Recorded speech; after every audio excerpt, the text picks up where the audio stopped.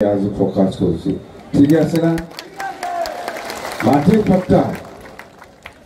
এটাই এক নাম্বাৰ মাটিৰ পাট্টা প্ৰদান কৰাটোই বিপেড দলৰ সৰকাৰ হওয়াৰ পিছত ফাৰ্স্ট ইমপ্লিমেন্ট কৰিব লগা বা কাম কৰিব লগা সমস্যা সবে পাব যাৰ লগৰ মাটির পাট্টা নাই ইহঁতক মাটির পাট্টা দিয়া হব বুলি আমি বিপেড দলে আজি আমার ইস্তাহার প্রকাশ করেছে আর হয়তো আজি আমি ইভিনিং আবেলি মানে ৬টা-৭টা মানত মুকলি করে দেব এই ইস্তাহারটি চালে আপনাদের ভালকে বুঝি পাব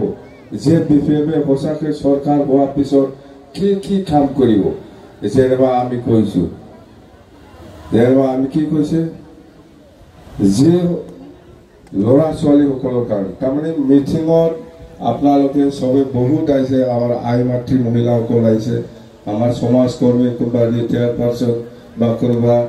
সোশ্যাল ওয়ার্কার হিসাবে বহুত আইছে মই জানো আপনালোকে মিটিঙত এনে আহা নাই আইছে হয় বিপিএমক ভোট দিব বুলি আমাক সহযোগ কৰিম বুলি আপনালোকে আহিছে মই জানো হয় আপনালোকে বিপিএমক ভোট দিব আৰু বিপিএমক ভোট দি পেলাই জয়যুক্ত কৰিব এইটো আমিও বিশ্বাস আৰু আপোনালোকে